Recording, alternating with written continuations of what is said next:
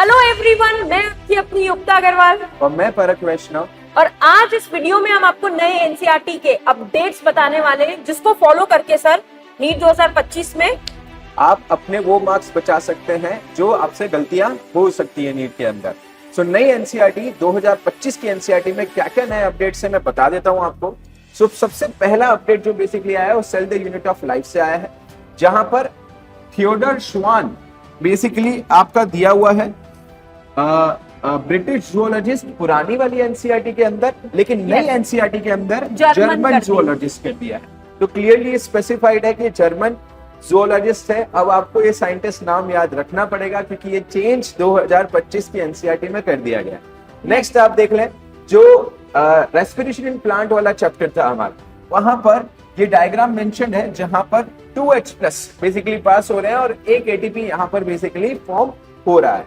लेकिन जो हमारा टेक्स्ट था उसके अंदर क्लियरली मेंशन था 4H+ थे। ठीक है, आपके टेक्स्ट के अंदर इसी को अपडेट कर दिया है नई एनसीईआरटी के अंदर, जहां पर डायग्राम में भी 4H+ कर दिया है और टेक्स्ट में भी 4H+ कर दिया है।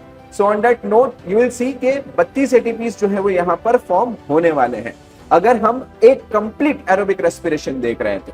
नेक्स्ट मैम देख लीजिए।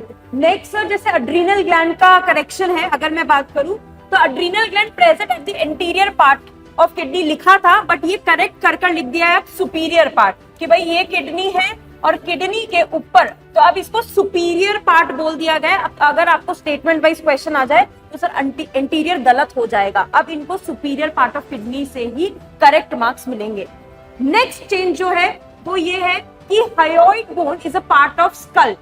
ठीक है, तो बेटा ये पुरानी एनसीईआरटी में लिखा था, लेकिन अब नई एनसीईआरटी के अकॉर्डिंग ये is not a part of school. तो सर अब स्कल के पार्ट सिर्फ नई एनसीईआरटी के हिसाब से है हमारे क्रेनियम, जिसमें 8 बोन्स आती है, और फेशियल जिसमें सिर्फ 14 बोन्स आती है। तो टोटल हो गए हैं स्कल की बोन्स 22। तो अब ये क्लियरली मेंशन हो चुका है कि hyoid is not a part of school.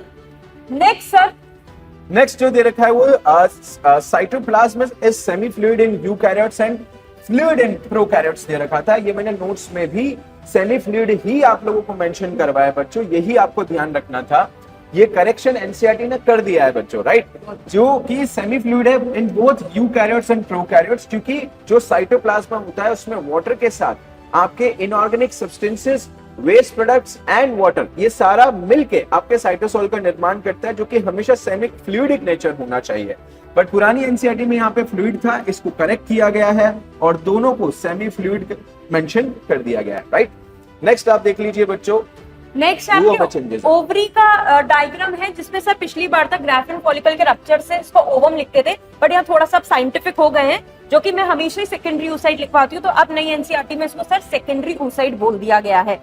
यार देखो, चेंजेस बहुत बेसिक थे पर बहुत इंपॉर्टेंट भी था सर। एनसीईआरटी ने चेंज किया, अप्रिशिएट करते हैं। और भी कुछ चेंजेस हैं छोटे छोटे जो कि ग्रामेटिकल चेंजेस हैं, इसलिए आपको स्ट्रेस लेने की जरूरत नहीं है, बिल्कुल भी नहीं। जो आप लोगों को नोट्स बनवाए गए हैं वही आप रिवाइज कीजिए।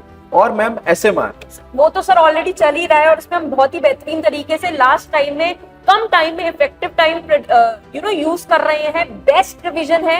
और सर आपको भी पता है SMR से पढ़कर तो कितने मार्क्स जंप आ जाते हैं। तो यार daily ESL Elite YouTube channel पर आपकी लाइव क्लासेस चल रही है।